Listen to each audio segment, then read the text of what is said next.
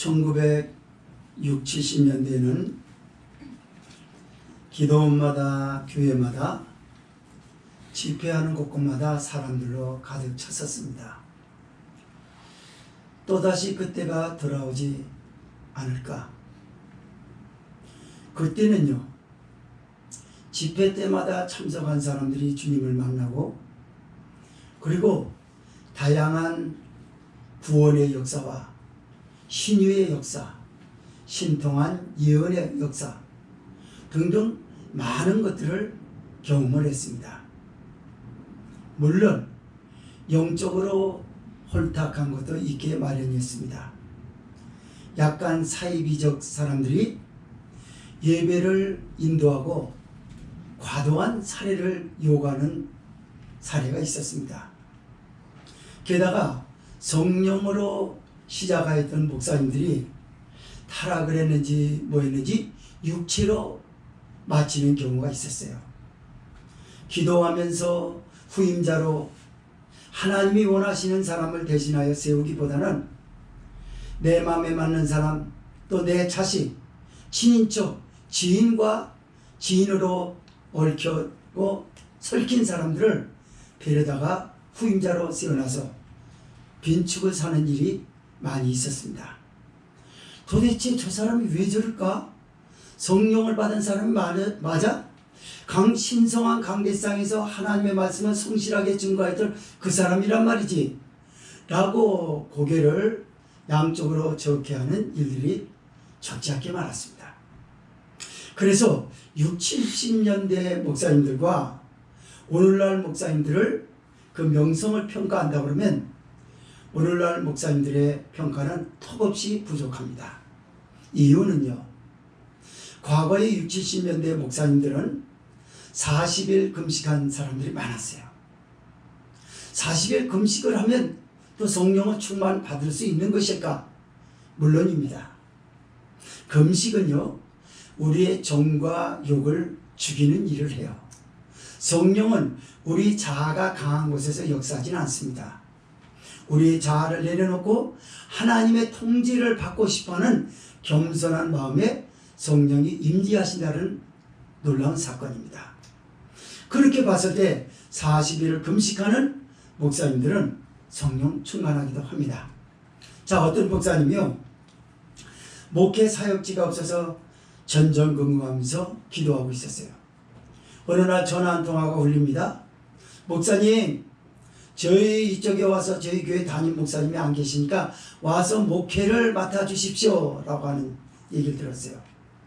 그랬더니 옆에서 내조하시는 사모님 뭐라냐면, 여보, 얼른 짐 싸요. 나는 기도할게. 조금 반응이 없으시네. 자, 빨리 짐 싸요. 내가 기도할게.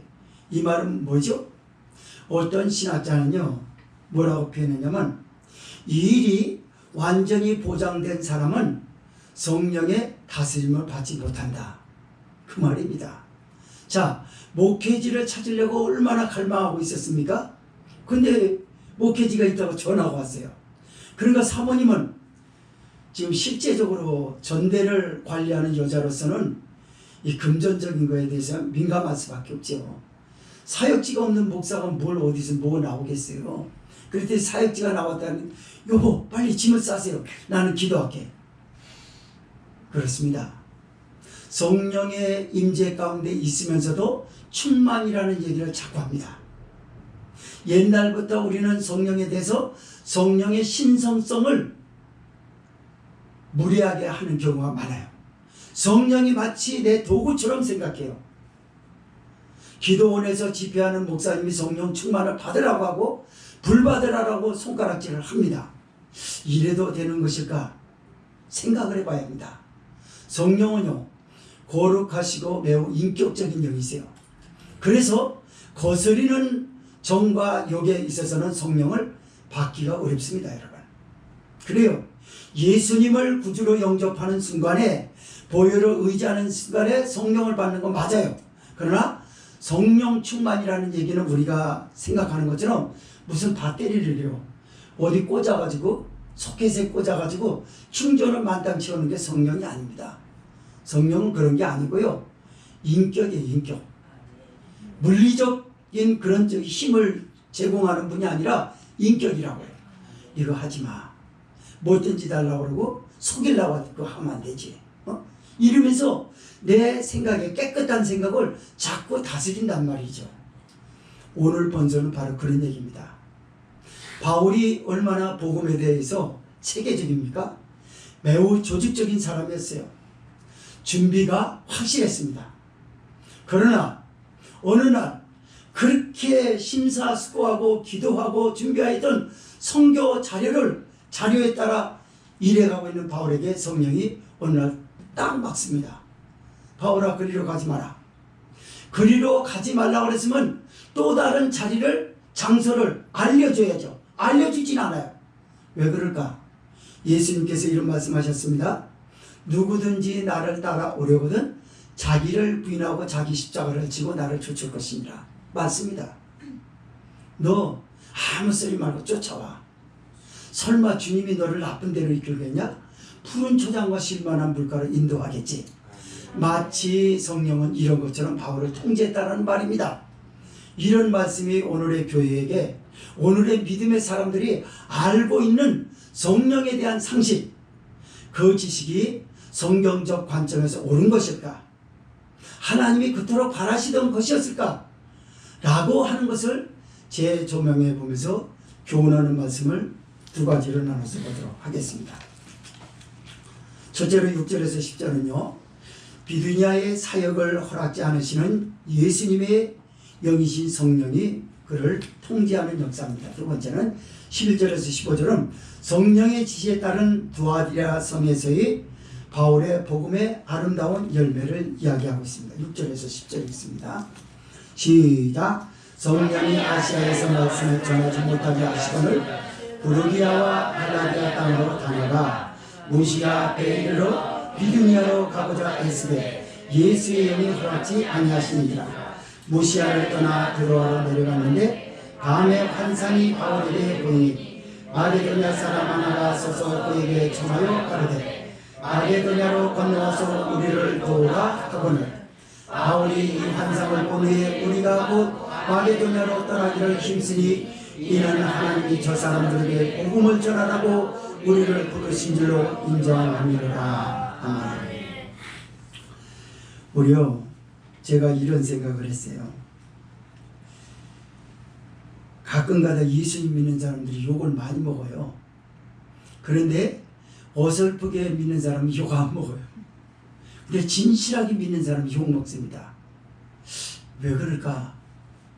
목사인데도, 가르치는 목사인데도 25년이나 되는 목회를 하였음에도 불구하고 왜 그럴까라고 하는 생각을 할 수밖에 없어요.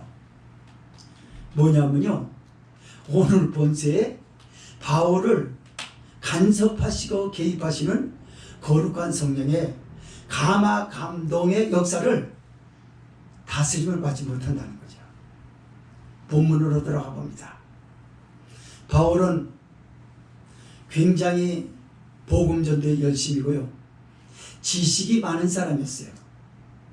가말리엘 문화생으로서 수석 졸업을 한 사람이에요. 로마라고 하는 행정구역에서도 높은 관직의 사람, 엘리트들은 바울이라는 사람을 빼놓고는 철학의 이야기를 할 수가 없었습니다. 당시엔 헬레니즘 문화라고 해서 헬라 문화가 세계를 지배하고 있었어요. 이때 헬라 철학자들에게 바울은 어떻게 불려졌냐면 철학의 아버지 바울, 이렇게 얘기를 했어요. 이만하면 지식을 알겠죠. 그 사람이 준비한 전도 문서 자료는 감탄 그 자체입니다. 몇 자 안 적었어도 그 문구에 대해서 사람은 감동을 받을 수밖에 없고, 어떻게 사람이 기계도 아니고 지금처럼 AI도 아니고 어떻게 이렇게 하나의 단어도 실수 없이 이렇게 하고 그대로 따라서 움직일까 할 정도로 매우 섬세합니다. 그래서 바울은 그런 생각을 했어요. 예수님, 다메섹 도상에서 저를 만나 주셨고 제가 예수님을 많은 사람에게 전하고 싶습니다. 그래서 제가 본시 하나님이 내게 주셨던 놀라운 IQ에 지식을 더하여 배웠던 것까지 아낌없이 쏟아서 하나님이 그토록 찾으시는 영혼을 찾는데 제가 일주를 하겠습니다. 그러고 출발했어요. 그래서 가고자 했던 것이 어디냐면 저 갈라디아 남단에서 서아시아 서쪽으로 가게 됩니다. 서아시아의 최고의 수도를 그 당시에 에베소라고 얘기를 했어요. 에베소는 오늘날로 말하자면 뭐 미국의 워싱턴이라든가 뉴욕이라든가 대한민국 서울이라든가 이렇게 보면 될 것 같아요. 거기엔 수많은 사람들이 모여 있어요. 위대한 사람들, 이야기꾼들도 많았고 굉장히 많은 사람들로 북적을 했어요. 이렇게 많은 사람들로 장사지를 이룬 곳에 가서 내가 예수님을 전하겠다는 거죠. 아시아로 갔습니다. 근데 성령이 자꾸 통제를 하는 거예요. 다스리는 거예요. 오늘날로 쉽게 말해서 바울아 너 거기 가지 마라 이랬으면 좋겠는데 무엇을 성령이 그를 다스렸다는 거 그는 어떻게 알고 있을까요? 갑자기 하고 싶었던 의욕이 사라졌다는 거예요.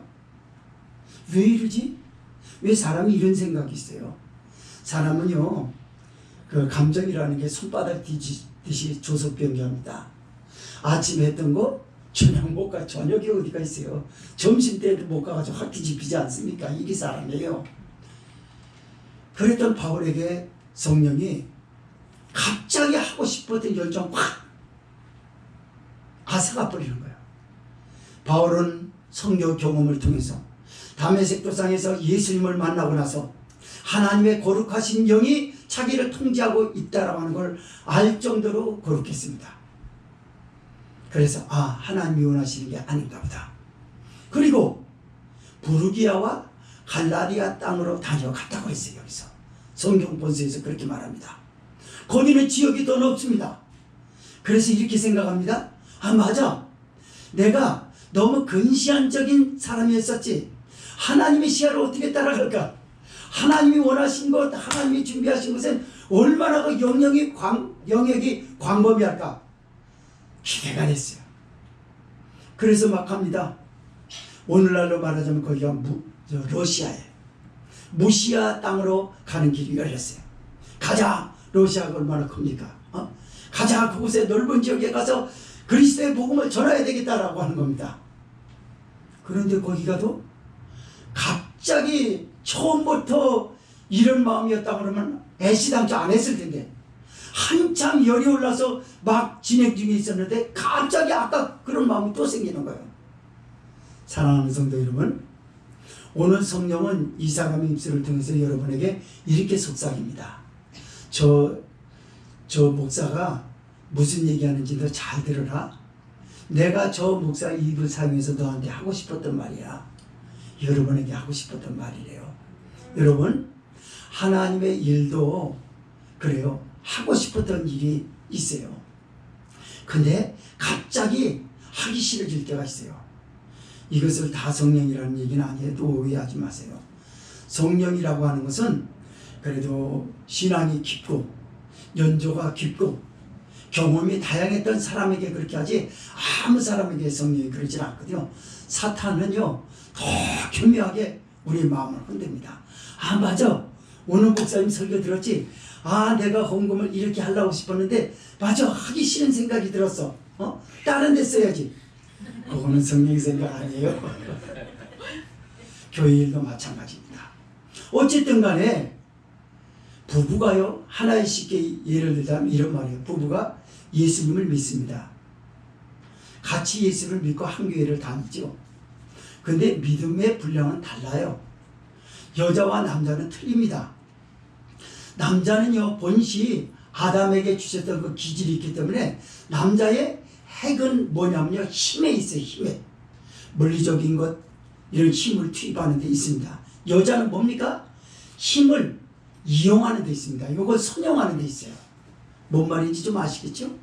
자, 교회에 기도하다가 은혜를 받고 예를 들어서 헌금하고 싶고 누구를 돕고 싶어 합니다. 근데 기쓰고 힘들게 벌어오는 남편은 아깝게 생각하는 거야. 아, 그거 안 되잖아. 그러니까. 당신 믿음이 없어서 그래. 사탄아 불러가라. 여자들이 대체적으로 그런 무례를 범하죠. 그러면 안 됩니다. 성경은 뭐라고 가르쳐줬냐면 이 얘기는 왜 그러냐면 성령의 다스림을 얘기하려고 그래요. 성령은요 분리시키면서 하나님의 기뻐하는 어떤 한 사람 것만 받으려고 하지 않아요. 다 받는 줄 믿으시기 바랍니다. 저 사람이 아깝게 하는 그 마음도 필요한 겁니다. 때로는 그게 절제가 안 돼 가서 다 하면 어떻게 살림 말아. 그럼 남자는 기 쓰고 가서 돈 벌어다가 다 갖다 주고 교회다 한마디로 얘기해서 다 갖다 주는 일이 생기면 어떡하겠습니까? 그거 안 되는 거죠. 성령은 그래서 그렇게 하잖아요. 그래 네 남편의 말도 맞아. 그걸 인정해줘. 그럼 여보 헌금 얼마나 했으면 좋겠어? 남자는 금방 선뜻 내리지 못합니다. 그거보다 좀 깎으면 돼요. 어쨌든 그렇게 해가지고 피차에 서로 함께 드리는 예물이 돼야지 이것을 성령의 다스림이라고 보는 겁니다. 그렇습니다. 바울은 무시아로 내려가려고 했는데도 갑자기 그 마음이 꺾여버렸어요. 그리고 또다시 비두니아로 가려고 합니다. 여기는 지금 러시아 깊은 지역까지 말하는 거예요. 한쪽은 남부가 한쪽은 북부를 말하는 거예요. 비두니아가 북부예요. 지금 완전히 북쪽 끝에. 그러니까 모스크바 쪽이겠죠. 북쪽 끝으로 얘기하니까 북쪽 끝으로 가라는 거예요. 근데 여기서 성경에 우리가 읽었던 것처럼 성령이 노골적으로 통제하십니다. 자 6, 7절 읽겠습니다. 시작. 성령이 아시아에서 말씀을 전하지 못하게 하시고는 부르기아와 갈라디아 땅으로 다녀가 무시아 비로 비두니아로 가고자 했으되 예수의 영이 허락지 아니하시느니라. 맞습니다. 여러분. 바울은 무시아 앞에 이르러 비두니아로 가고자 애쓰네 그런단 말이에요. 사람이요 얼만큼 자아가 강한 줄 아세요? 여기 이 사람도 자기가 하려고 하는 고집을 안 꺾어요. 이것이 좋은 뜻이었다 그러면 더더군다나 누가 꺾으랴. 여러분 성령의 다스림을 성령님은요 우리를 끝까지 설득을 시키려고요 인격적으로 자꾸 개입합니다. 어떤 사람은 성령을 물리적인 그래서 제가 이런 말씀을 잠깐 드렸죠. 성령의 신성성을 자꾸 무리하게 얘기를 해요. 그래서 성령은 하나의 나의 도구로서 물리적인 것을 큰일 납니다. 그러면 하나님이 아니죠. 성령은 하나님이세요. 그렇기 때문에 그분은 인격적으로 나를 계속 설득시킵니다. 무엇을 설득시키냐? 그래서 그것이 맞다라고 생각해가지고 애쓰는 거예요. 나는 하고 싶은 마음 하지 말라는 거. 반발로 인해서 같이 쌍방간에 이뤄가는 거예요. 여러분 구원은 예수님의 이름으로 십자가의 보혈의 은혜로 구원을 이루지만 영혼을 구원하는 데 있어서는 하나님의 독자적으로 일방적으로 하시지 않고 저와 여러분을 쌍방으로 함께 일하시는 줄 믿으시기 바랍니다. 교회인도 마찬가지예요. 하나님이 일방적으로 막 하지 않아요. 여러분의 반 하나님의 반 이렇게 사이좋게 하는 분인 줄 믿으시기 바랍니다. 바울은 세상에 여기 비두니아로 가고 있는 것을 완전히 결정하고 이제는 더 길이 없다는 거예요. 그러고 가려고 하는데 성령이 여기서 가지면 허락지 않는다는 거예요. 그래서 길을 씁니다. 이제 어떡하지? 시간도 별로 남지 않았는데 그럼 어떡하란 말인가? 여기서 되돌아갈 수도 없는 일 아닌가? 오늘날 교회가 성령의 이러한 다스림을 받았더라면 안 믿는 사람들에게 엄청난 감화력을 주었을 거예요. 아 교회의 이미지, 아 교회 좋은 곳이지, 교회 좋아. 아니야. 교회 가면 옛날부터 잠자리채 같은 거 지금은 뭐 그런 거 없어졌습니다만 길다란 거에서 돈을 거두고 그래. 저거는 마귀야. 마귀가 아닙니다. 그 사람들은 영적 세계를 모르기 때문에 눈에 나타난 거 그 사람들은 말이 맞아요. 그러나 그 일반적으로 그렇게 쉽게 말할 수 있도록 무책임하게 만드는 원인이 어디 있습니까? 원인이 있어야 결과가 있는가? 결과가 있으면 어떤 원인이 있을 거 아닙니까? 그 결과는 원인이 교회라는 거죠. 교회는 뭘 잘못했을까요? 성령의 다스림을 받지 않는 거예요. 성령의 다스림을 받지 않으려고 해요. 생각하는 대로 말하려고 하고 감정 나는 대로 자기가 하고 싶은 대로 하고 이건 교회 거다. 교회 거니까 손대지 마라. 물론 초상권을 침해하면 안 되겠지만 그래도 똑같은 말이라면 성령이 그걸 원할까요? 상대에게 감정 상하지 않는 우회적인 방법이 있을 겁니다. 이렇게 했더라면 교회는 대단했을 거예요. 그러나 교회가 여기에서 부족했어요. 인격적인 성령의 마음을 알아주질 않아요. 그래서 이사야에 그렇게 예언을 했는가 봅니다. 손은 주인의 부유를 알건만은 내 백성은 알지 못합니다. 허물진 백성이요 행악의 종자요 얼마나 네가 더 매를 맞으려고 더욱더욱 패역하느냐. 이제 너희는 소돔과 관음과 같은 백성들로 타락하였으니 이제 대회와 성회로 모이는 것을 나는 곤비하노라. 내 앞에서 월삭과 안식일을 지키지 말라. 나 여호와의 이름을 부르지 말라. 나의 여호와의 이름을 부르며 손뼉을 치면서 찬송하지 말라. 네가 손으로 손뼉을 칠 때마다 이웃에게 갑질하던 핏방울이 더러운 핏방울이 사방에 다 오염되게 만들고 있다라고 이사야 1장에 이사야 선지자가 탄식했거든요. 뭘까요? 성령이 원하시지 않는 예배, 성령이 원하시지 않는 성경, 성령이 원하시지 않는 삶에서 하나님은 마음이 아프셨던 거죠. 그렇습니다. 본서로 돌아가 보면 바울은 이렇게 해서 성령이 허락지 않는 것을 통제를 받았습니다. 8절에서 9절 있습니다. 시작. 무시아를 떠나 드로아로 내려갔는데 밤에 환상이 바울에 보이니 마게도냐 사람 하나가 서서 그에게 청하여 가로되 마게도냐로 건너와서 우리를 도우라 하고는. 저도 환상을 많이 봤습니다만 그 환상 참 재미난 게 맞아요. 많았었어요. 바울이 지금 그걸 느꼈어요. 어디로 가서 그러냐? 비두니아에서 애를 쓰고 가려고 하다가 그 일을 하지 않고 드로아로 갔습니다. 드로아로 왜 갔냐? 쉬려고요. 밤이라고 했기 때문에 잠자리에 들라고 했던 거예요. 그런데 성령이 그때 그럽니다. 왜 성령은 더 강압적으로 했으면 되는데 왜 밤에 했을까요? 아까 얘기했죠? 인격의 영이라고 계속 설득을 시킵니다. 성령하고 오늘 새벽 예배 때 말씀드렸죠? 성령하고 부딪히잖아요. 사람하고 부딪히면 싸움만 하고 사람하고 부딪히면 좌절하고 절망할 일밖에 안 생겨요. 그러니까 성령에게는요 부딪히면 참맛을 느낍니다. 뭐가 같다고 얘기했죠? 부드러운 양털에게 뭘 갖다 탁 던져보세요. 충격을 받겠나. 무게다가 여러 번 다이빙을 해보세요. 뚫어지지 않는 무게 가서 다이빙 해보시라고. 머리에 충격이 있겠어요? 성령이 이렇습니다. 밤에 바울에게 개입을 했어요. 잠자리에 그러면서 환상을 딱 보여줍니다. 마게도냐 지금 반대 방향 길을 얘기를 해요. 들어와 지금 러시아하고 지금 가만히 보세요. 터키를 보세요. 터키를 얘기하고 있지 않습니까? 그리고 로마를 얘기하고 있고 지금 반대 방향이에요. 길이. 그럼 다시 가야 합니다. 근데 거기에 환상에서 성령이 야 바울아 너 왜 이렇게 말 안 되냐? 마게도냐로 좀 가. 마게도냐로 가. 이런 분이 아니라니까. 그건 사람이고 사람을 가르치려고 그러면 답답해가지고 이렇게 해 저렇게 해 그러잖아요. 성령 그렇게 안 해요. 나를 존중하면서 끝까지 설득시킵니다. 그러나 설득당하면 사람들에게 설득당하면 굴욕감을 느끼게 되고요. 기분이 나빠요. 그러나 성령에게 굴욕감 당하잖아요. 기분이 좋습니다. 저 이 희락이 말도 못해요. 바울이 굴욕당한 거예요. 밤에 마게도냐 사람 하나가 딱 나옵니다.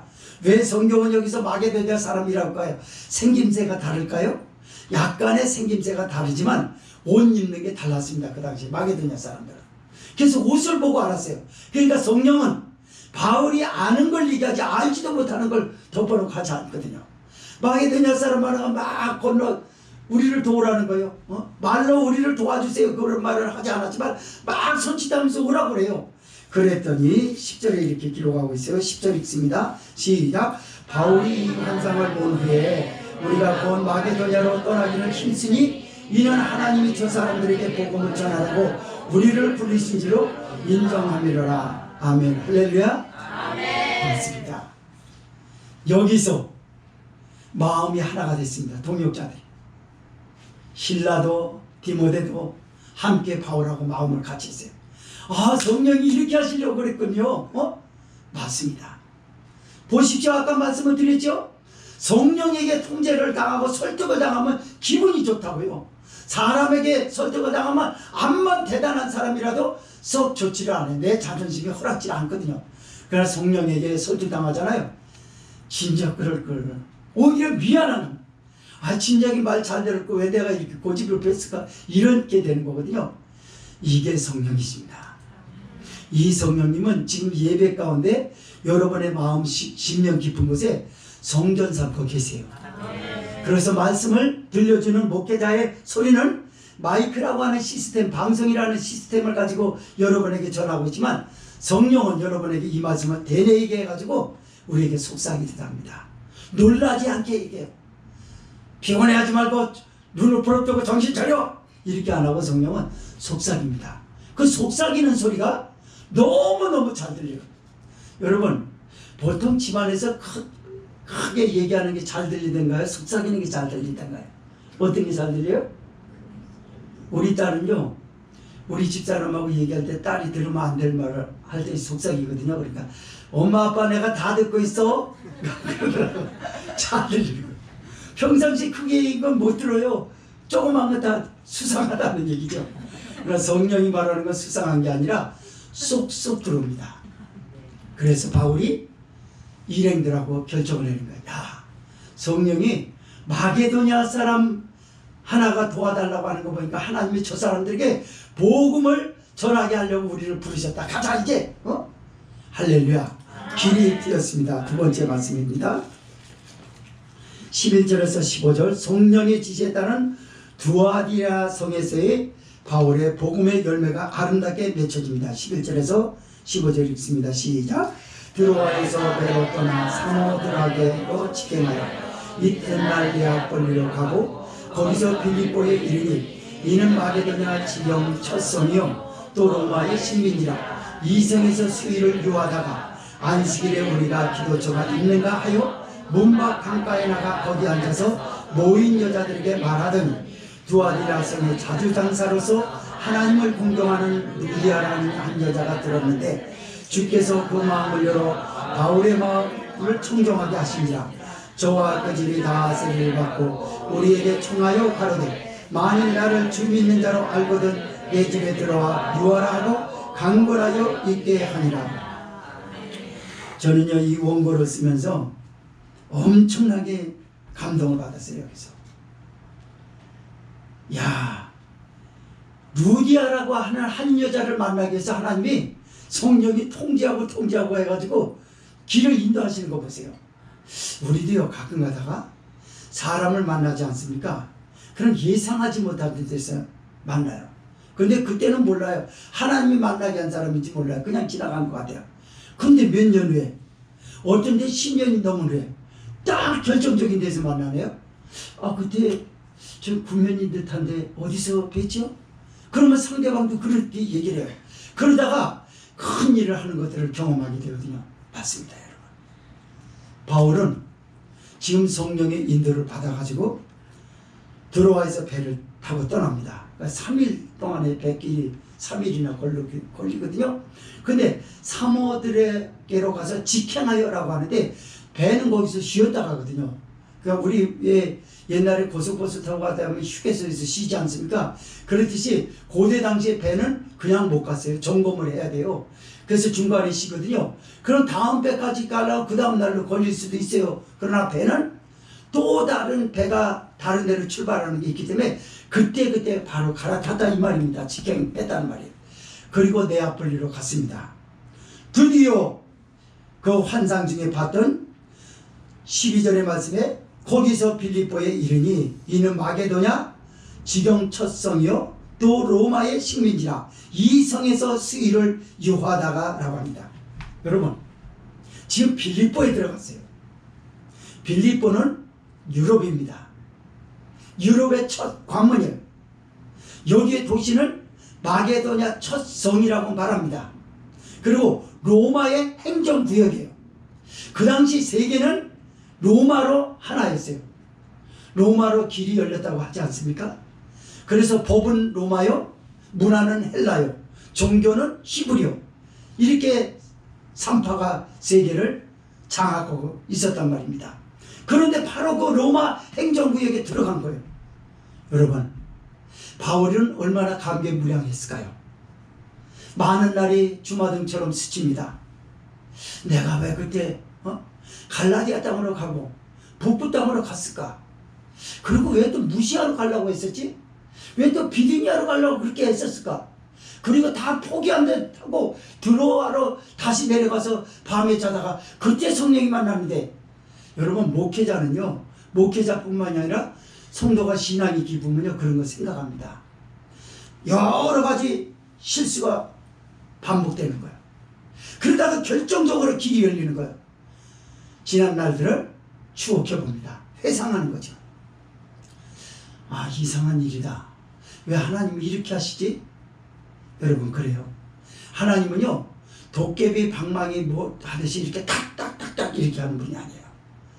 우리와 산책하고 싶어 한다고요. 산책이라고 하지 않습니까? 산책하는데 준비물이 뭐 필요 있어요? 그냥 준비 없이 가는 거예요. 사람은요, 격식을 따지고 이것 따지고 저것 따지고 뭐 준비하고 그래요. 산책하는데 격식이 필요 없어요. 여보, 바깥에 나갈래? 나가는 거예요. 지금 하나님이 그런다고요. 바울에게요, 너 준비한 거, 그런 거 저기 한 게 아니라 그냥 이리 와, 그냥. 여기가 지금 마게도냐에서 바울은 그걸 경험했어요. 아, 하나님 위대하십니다.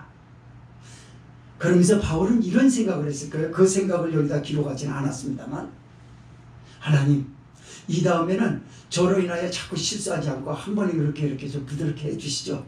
그렇게 안 했을 거예요. 성령님, 주님이 하시는 일은 실수가 없으시고 하나님은 실수가 없으시잖아요. 민수기에서요, 발람 선지자가 하나님에 대해서 이렇게 얘기를 했어요. 발락 왕 앞에서 하나님은 인생이 아니시라 시건치 아니하시도다. 그 말이 뭐죠? 시건하다는 말은 뭐예요? 쓸데없는 말 안 한다는 거예요. 지키지도 못할 말 안 한다는 거예요. 하나님이 그런 거예요. 하나님의 성경 말씀의 기록이 그거다니까요. 쓸데없는 말이 없어요, 하나도. 쓸데있는 말인 줄 믿으시기 바랍니다. 하나님은 인생이 아니라 시건치 않으십니다. 바울을 인도하신 하나님. 그러면서 바울은 가슴에다 그걸 담는 거예요. 사람이요, 목회도 교회가 막 크게 부흥되고 교회가 잘 되고 목사의 앞길이 열리고 자녀들이 잘 되고 성도들이 잘 되면 얼마나 좋겠습니까? 그러나 거기 빠져 있다 보면 하나님과 함께 산책하는 거 잊어버려요.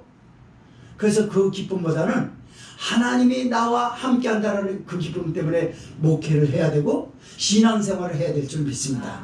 그래서 자꾸 돈돈거리지 말고 영혼이 잘된 것 같이 범사에 잘되고 강건하다고 했기 때문에 돈은 나중에 부수적으로 오게 돼 있어요. 하나님과 관계를 바르게 하시기 바랍니다. 그러기 위해서 하나님의 예수님이 여러분하고 산책하고 싶다고 매일같이 손을 내미는 걸 여러분을 거부했다는 것도 여기서 알아볼 수가 있는 것이죠. 어쨌든 바울은 감격을 합니다. 그리고 거기서 수일을 있다가 13, 14절 읽습니다. 시작. 안식일에 우리가 기도처가 있는가 하러 문밖 강가에 나가 거기 앉아서 모인 여자들에게 말하더니 두아디라 성에 자주 장사로서 하나님을 공경하는 루디아라 하는 한 여자가 들었는데 주께서 그 마음을 열어 바울의 말을 청종하게 하신지라. 여러분, 전도를 할 때요, 그 사람들이 전도지 주면 우리도 전도지 줘봤지 않습니까? 그럼 그 받질 않잖아요. 받는 사람 없어요. 받아도 저기 가다 또다시 휴지통에 넣습니다. 그러거든요. 근데 가끔 이런 사람 만나요. 아유, 나도 전도 못하는데 너무 수고가 많으세요. 저도 전도하는 사람한테 여러 번 그런 적이 있었어요. 음료수라도 더운데 좀 사드시고 그러면요 이 전도하는 사람이요 감동을 받습니다.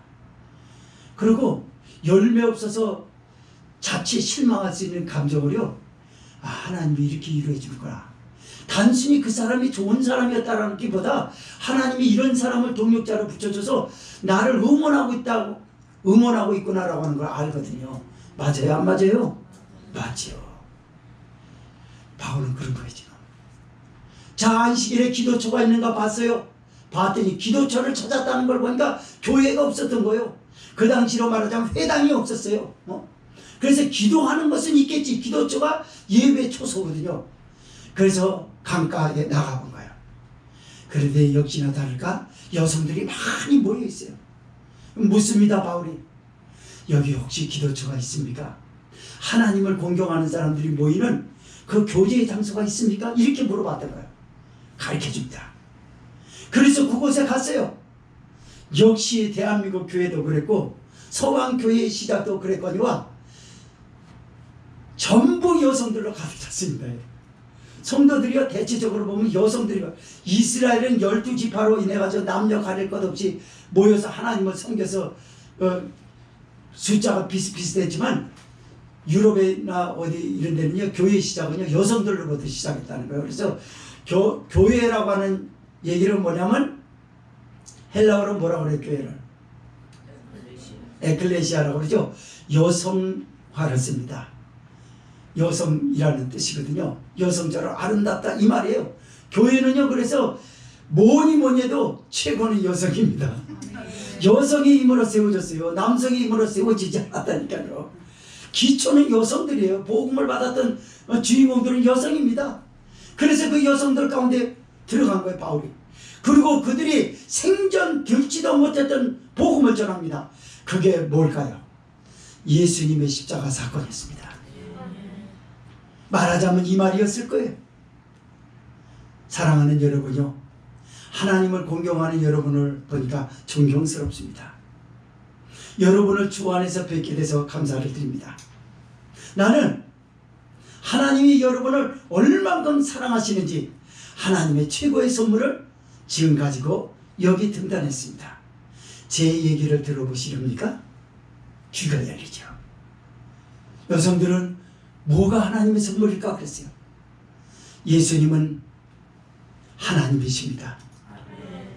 그러나 그분이 하나님의 영광의 보좌를 버리시고 저와 여러분처럼 아담 후에 죄지은 인간으로서 영원히 심판받고 지옥에 갈 사람을 구원하시켜서 안타까워서 하나님의 형체를 버리시고 죄인의 몸인 사람의 몸을 입고 말 구에서 탄생하셨습니다. 하나님은 동정녀 마리아에게 예수 그리스도를 낳게 하시고 가브리엘 천사로 인하여서 이미 그 어머니 마리아에게 이름을 예수라 하라라고 지은 대로 예수 그리스도 그분을 전하려고 왔습니다. 그분은 목수의 아들로서 살으셨습니다. 그러나 하나님이 그토록 구원하시고자 하는 일들을 위해서 그분은 준비하셨던 자기 몸과 마음을 물과 피를 다 쏟아 십자가에 죽으셨습니다. 그분은 여러분들이 그토록 두려워하는 사망 권세를 깨뜨리시고 부활 승천하셨습니다. 수많은 증인들이 감람산에서 봤습니다. 그분은 지금도 하나님 보좌 우편에 서서 여러분을 위하여 중보기도 하신답니다. 여러분은 그 예수님의 피를 믿으십시오. 그러면 죄를 용서받고 구원을 받을 수 있다는 그런 설교였어요. 여성들이 마음을 열기 시작합니다. 그런데 여기에 한 여자를 유독 청정하겠다라고 성령은 그렇게 기록을 했어요. 청정하겠다는 얘기는 뭐죠? 이 루디아라 하는 여성이 있었는데요. 두아디라에서 마게도냐까지 빌립보까지는 거리가 600km가 됩니다. 근데 그 당시에 사업가였어요. 그 당시에는 가정 살림을 그 경제적인 걸 누가 부담했냐면요, 여성들이 했습니다. 여러분 이렇게 그 세계 테마 기행이라는 거죠. TV를 보게 되면 낙후된 동남아를 보게 되면 특징이 뭡니까? 남자는 집에서 놀고 먹어요.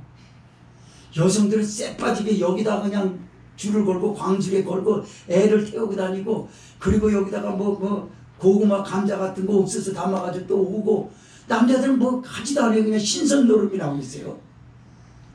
여러분, 그건 하나님의 뜻이 아니에요. 하나님의 뜻은요, 남자가 벌여야 돼요. 그리고 여자는 그걸 선용을 잘해야 돼요.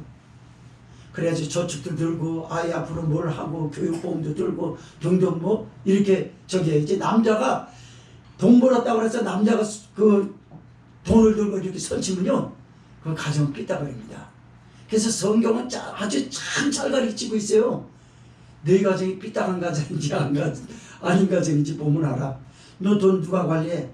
남편이 하는데. 그거 회개거리입니다 정말. 때로는 여성이 그런 거 골치 아파서 성품상, 난 남성 같은 여성 있잖아요.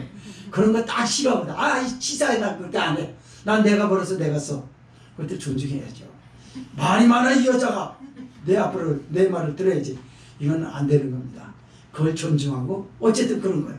어쨌든 이 루디아가 경제적인 모든 것들을 책임지고 자기 가족뿐만이 아니라 주변 사람들을 다 먹여 살리는 큰 사업가였어요. 근데 이를 청정하겠다는 게 뭐죠? 바울아, 너 전도 여행을 다니면 경제적인 지원을 누구로부터 받을래? 물론 네가 사람들에게 솔선수범하여 장막 깁는 일을 하여 스스로 네가 자급했지만 이제는 준비된 사람, 내가 너를 왜 네 하는 일을 못하게 하고 여기 오게 앉아라? 바로 이 사람 만나게 하려고 그래. 이 사람. 그게 15절입니다. 15절을 읽으면서 정리하면서 결론을 냈습니다. 시작. 저와 그 집이 다 세례를 받고 우리에게 청하여 가라되 만일 나를 주 믿는 자로 알거든 내 집에 들어와 유하라 하고 강권하여 있게 하니라. 할렐루야. 아멘. 하나님을 섬기는 사람이었는데요, 예수님 얘기를 듣고 나서 세례를 받지 않으면 안 될 것 같은 믿음이 생겼어요. 여러분, 이런 얘기 있지 않습니까? 전도 여행 때 어느 한 사람에게 다가갔어요. 예수님을 뭐라고 전할까? 라고 얘기를 했어요. 그래서 공자 얘기를 꺼냈습니다. 어떤 사람이 좁은 길을 가다가 늪에 빠졌는데 공자가 지나가다가 그 빠진 사람에게 뭐라고 얘기했냐? 당신은 왜 평소부터 조신하지 못하고 한눈을 팔고 다니다가 여기에 빠졌냐? 라고 하면서 가르치는 거였어요. 공자가 거기 그 사람을 빠지려고 그러면 죽어야 되기 때문에 못 건지거든요. 지나갔다는 거예요.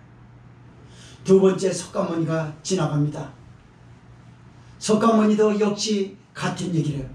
네가 평소 공을 들이지 않았기 때문에 하늘을 놓아야 했기 때문에 보응을 받는 것이라고 말하였습니다. 그때 세 번째 예수님이 지나갑니다. 예수님은 공자처럼 가르치려고 들지 않았어요. 석가모니처럼 보응이라는 말도 필요가 없었어요. 아무 말이 필요 없고 몸을 던졌습니다. 그분은 자기 몸을 던지고 늪에 빠진 사람을 무덤을 태워서 그 사람을 살리고 그는 죽었어요. 이게 성령을 받은 사람의 전도를 하려고 하는 지혜로운 방법을 가르쳐줬다는 하나의 예입니다. 성도 여러분, 이게 예수님이시란 말이죠. 제가 이 얘기를 왜 하려고 그러냐면 하나님을 공경하는데도 불구하고 하나님의 최고의 선물인 예수님을 모른다고 하면 큰 불행한 겁니다. 그래서 이 루디아라는 여성이 감동을 받아가지고 자기 집안에 모셔다가 집안 식구들이 다 세례를 받아요. 그리고 바울에게 강권합니다. 당신은 우리 집에서 숙식을 제공할 테니까 여기 계십시오. 여기에 누구 집에 머물라고 하겠습니까? 일일이 숙식을 하려고 그러면 하나님의 일하는 데 있어서 시간 낭비가 분명할 것 같으니까 제가 지원하겠으니 하십시오. 여러분, 얼마나 루디아가 바울에게 감동을 준지 아십니까? 이후에 사도행전 19장에 요로 쭉 올라가 보면요, 바울이 복음을 전하다가 로마 감옥에 갇혀요. 19장이 아니라 24장 되겠네요. 로마 감옥에 갇혔는데 루디아가 거기 찾아왔습니다. 그 먼 거리를 찾아왔어요. 바울이 감옥에서 낙담한 게 아니라 하나님을 찬양했어요. 복음을 전하다가 감옥에 가 있다라는 거, 하나님의 일하다가 이렇게 됐다라는 게 영광스러웠어요. 그런데 어느 날 루디아가 찾아왔어요. 바울 선생님, 눈물이 확 쏟아질 정도로 감동했어요. 이 여성은 많은 말이 필요치 않습니다. 바울에게 지원하고 싶은 먹을 것과 금전적인 걸 줬어요. 바울 선생님 힘내세요. 기도하겠습니다. 그리고 말없이 사라졌어요. 그것뿐만입니까? 바울이 위경에 빠졌을 때 거기에 변호사 같은 사람을 사는 것도 루디아가 했어요. 그리고 여러분이 잘 아는 성경 사도행전에 보게 되면 에바브로디도라고 하는 여성이 나옵니다. 그 여성은 누구였냐면 바로 루디아라는 여성이 돈을 맡길 만한, 신뢰할 만한 사람 찾다가 찾았던 사람 중에 하나였어요. 에바브로디도가. 그래가지고 거기서 바울에게 나는 사업에서 열심히 돈 벌 테니까 내 가족 먹여 살리면서 또 하나님의 일을 해야 되겠으니까 내가 멀티가 안 되니까 당신이 나의 오른쪽 팔이 되다오. 그래서 금전적인 건 그 여자에게 주고 그 여자는 그걸 가지고 바울에게 지원을 하고 이렇게 하려고 하나님이 이렇게 만나게 하고 다스렸다는 게 말씀의 결론을 맺습니다. 성령의 다스림은 후회가 없으십니다. 성령의 다스리면 손해가 없어요. 성령의 다스리면 기쁘고 평안하고 풍요로운 줄 믿으시기 바랍니다.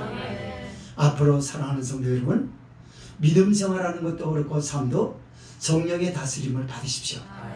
그분은 무례하지 않습니다. 그분은 그러나 여러분을 쉽게 포기하지도 않아요. 끝까지 붙들고 계실 거예요. 질리지 않게 말해요. 그리고 설득할 거예요.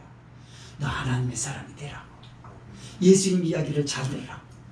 그래서 보다 수준 높은 신앙, 수준 높은 교회로서 많은 사람들에게 귀감이 되시기를 주의 이름으로 부탁을 드립니다. 동성으로 기도합니다.